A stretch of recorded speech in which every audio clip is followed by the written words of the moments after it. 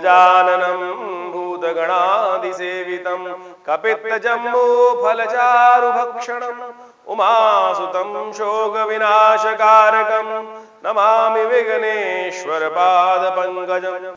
नमस्कार, स्वागत है आपका आचार्य वाणी। मैं आचार्य डॉक्टर विक्रमादित्य आपके साथ हूँ।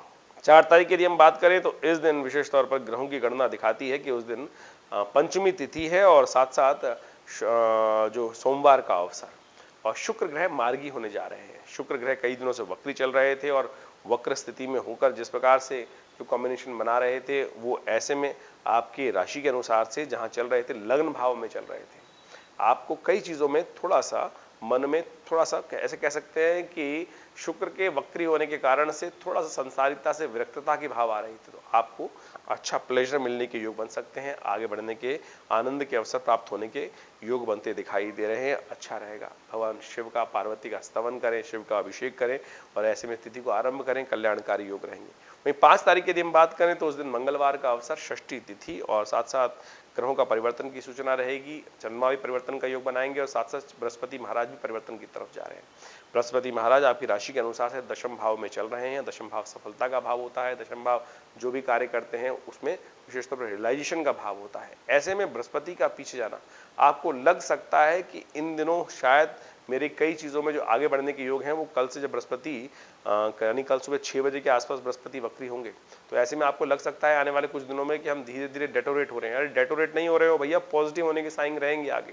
तो आपको मनोभाव में नेगेटिव लाने की जरूरत नहीं है। आपके जो स्टेप पीछे हो रहे हैं वो बहुत जबरदस्त फोर्स आगे आपको आगे बढ़ाने समय अवसर देने के योग बनाएगा। तो चिंता ना करें, बहुत सुंदर स्थिति समय आपके लिए रहेगा। वैसे लाभ के संकेत आपकी राशि के अनुसार से मिलने के योग अच्छे दिखाई दे रहे हैं। एक बात का ध्यान रखिएगा, दोपहर को 3 पौने 4 बजे के आसपास से भद्रा लग जाएगी, तो उससे पहले पहले नया कार्य करना हो तो उससे पहले पहले कर लीजिए। उसके बाद और रात्रि तक नया कार्य, नए विचारों पर कार्य करना अच्छा नहीं रहेगा।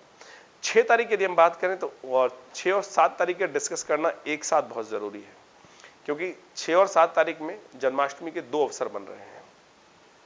6 तारीख को सप्तमी तिथि उदया तिथि के रूप में विद्यमान है और उस दिन दोपहर के बाद अष्टमी का आगमन हो जाएगा। बुधवार का अवसर रहेगा, रोहिणी नक्षत्र व्याप्त है, तो स्मार्थों के लिए जन्माष्टमी का अवसर रहेगा। भारतीय संस्कृति में अनेक प्रकार के मत हैं, शाक्त, शैव, वैष्णव, अनेक रामानुजाचार्य, अनेक प्रकार संप्रदाय हैं और उन सब ने अपनी अपनी व्यवस्था के अनुसार से, अपने गुरुजनों के हिसाब से, अपने अपने मत के अनुसार से तिथियों को, वारों को डिफाइन करने का प्रयास किया और बहुत सुंदर, जैसे जिस गुरु को अनुभव हुआ उन्होंने उनके अनुसार से अपने अनुयायियों के लिए वो सत्य उपस्थित किया।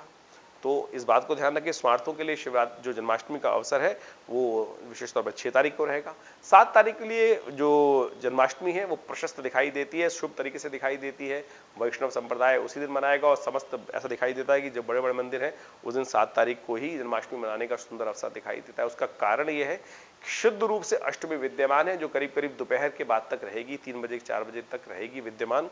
और उसके बाद साथ साथ रोहिणी नक्षत्र भी विद्यमान है और वृषभ में चंद्रमा भी चल रहे हैं और जो रात्रि में करीब करीब 11:15 बजे तक रहेंगे। तो भगवान कृष्ण का जन्म वृषभ राशि, वृषभ के चंद्रमा में ही हुआ था, तो इस प्रकार से बड़ा सुंदर योग रहेगा। तो इन सब चीजों के आप लाभ लेते हुए कार्य करने का आपको प्रयास करना चाहिए। भगवान जन्माष्टमी एक हमारे यहाँ विशेष तौर पर बहुत शुभ तिथि मानी जाती है, एक ऐसा मुहूर्त माना जाता है कि जिसमें समस्त कार्यों का लाभ प्राप्ति के योग बनते हैं। सर्वार्थ सिद्ध योग भी इन दोनों तिथियों में विद्यमान रहता है। तो ऐसे में भगवान का स्तवन करें, पूजन करें, भगवान का षोडशोपचार पूजन करें।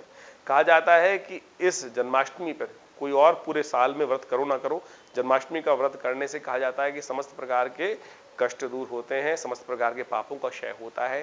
भगवान का विशेष तौर पर पूजन करना चाहिए, षोडशोपचार पूजन करें, उनका कीर्तन करें, नमो नारायणाय मंत्र का जप करें, तो कल्याणकारी योग बनने के जीवन में अवसर प्राप्त होते हैं। ग्रह गणना विशेष तौर पे आपके लिए पॉजिटिव बनी हुई है, बहुत सुंदर सूचना लेके आ रही है। ग्रहों का परिवर्तन आपके लिए अच्छा रहेगा। दोनों तिथियों में विशेष तौर पे भगवान कृष्ण का स्तवन करें, माखन मिश्री का भगवान को भोग लगाएं, कल्याणकारी स्थिति आपके लिए उत्पन्न होगी। 8 तारीख की यदि ग्रह गणना की हम बात करें तो उस दिन नवमी तिथि विद्यमान है, शुक्रवार का अवसर है और ये शुक्रवार का अवसर साथ साथ ग्रहों का परिवर्तन का सूचना लेके आया है। चंद्रमा और पहले ही रात्रि में परिवर्तन की तरफ जा चुके हैं। ये परिवर्तन थोड़ा आपके लिए कष्टमय हो सकता है, नुकसान के युग बना सकता है, कहीं ना कहीं थोड़ा सा कहीं ना कहीं किसी प्रकार जुर्माना होने के युग बन सकते हैं। ध्यान से कार्य करने का प्रयास कीजिएगा। हल्की सी कुताही बड़ा आघात दे सकती है, इस बात का ध्यान रखते हुए कार्य करना चाहिए। ऐसे में आपकी राशि के अनुसार से एक उपाय निकलता है, उसको आपको अवश्य करने का प्रयास करना चाहिए। आप कोशिश करें, सफ़ेद चीज़ों का दान करें, गऊ पूजा करें, गऊ के निमित्त हरी सब्जी जो है, हरी जो वो विशेष तौर पर घास इत्यादि है वो गौशाला भिजवाएं। ये सुंदर उपाय रहेगा, कल्याणकारी उपाय रहेगा। वहीं 9 तारीख की यदि हम बात करें तो उस दिन सितंबर के दिन दशमी तिथि है, रविवार का शनिवार का अवसर है और ग्रहों का योगायोग दिखाता है आपकी राशि के अनुसार से। ऐसे में आपको गाड़ी इत्यादि जो भी कार्य कर रहे हैं, समस्त कार्यों में सावधानी के साथ करें। बेकार के खर्चे आपके जेब में पड़ सकते हैं, अननेसेसरी की जेब खाली होने के अवसर बन सकते हैं, तो ऐसे में विशेष तौर पर ध्यान रखते हुए कार्य करना है, सेहत का भी ध्यान रखते हुए कार्य करने की जरूरत है। शनिवार का अवसर है और आपकी राशि के अनुसार से यदि हम बात करें तो इन दिनों शनि महाराज वैसे ही आपकी राशि में अष्टम भाव में चल रहे हैं और अष्टम में बैठकर बुद्धि को भी देख रहे हैं, वक्र स्थिति में है। तो ऐसे में शनि का उपाय करना बड़ा शिष्ट कर रहेगा।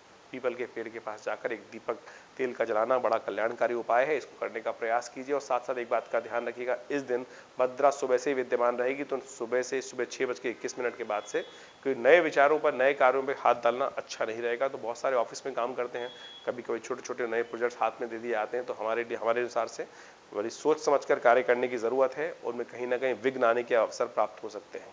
वहीं 10 तारीख की यदि हम बात करें तो उस दिन एकादशी तिथि अजा एकादशी के रूप में विद्यमान है और ग्रहों का योगायोग आपके लिए, ग्रहों का योग दिखा रहा है पॉजिटिव। सुबह सुबह थोड़ा सा कष्ट के हो सकता है थोड़ा सूर्य, लेकिन जैसे ही दिन आगे बढ़ेगा आपके लिए पॉजिटिव समय उदय होने के योग बन जाएंगे। बहुत अच्छे से आपके लिए आगे बढ़ने की सूचना प्राप्त होगी, कोई अच्छी सी खबर आपको प्रसन्न कर सकती है आगे बढ़ने का नए उदय, क्योंकि शुक्र के साथ चंद्रमा का योग बन जाएगा सुबह 10:30 के बाद और ये आपके लिए अच्छी सूचना लाएगा, मन में कुछ नया उत्साह उत्पन्न करेगा और एनर्जेटिक आप फील कर सकते हैं जैसे सूर्य का। इसलिए सुबह सुबह ध्यान करते हैं भगवान सूर्य का, जल्दी उठे, भगवान सूर्य को अर्घ्य दीजिए और फिर दिन का आरंभ कीजिए। अजा एकादशी है इस दिन। अजा एकादशी का मतलब भगवान विष्णु की उपासना करने से समस्त प्रकार में जहां भी विजय प्राप्त करने के योग नहीं भी बन रहे हैं, वहां पर आप विजय प्राप्त करने के योग बना सकते हैं। ऐसे में भगवान का स्तवन करें, कल्याण के योग बनेंगे। ओम नमो नारायणाय का जप करें और विशेष तौर पर चावल का दान करें, कल्याण होगा। धन्यवाद।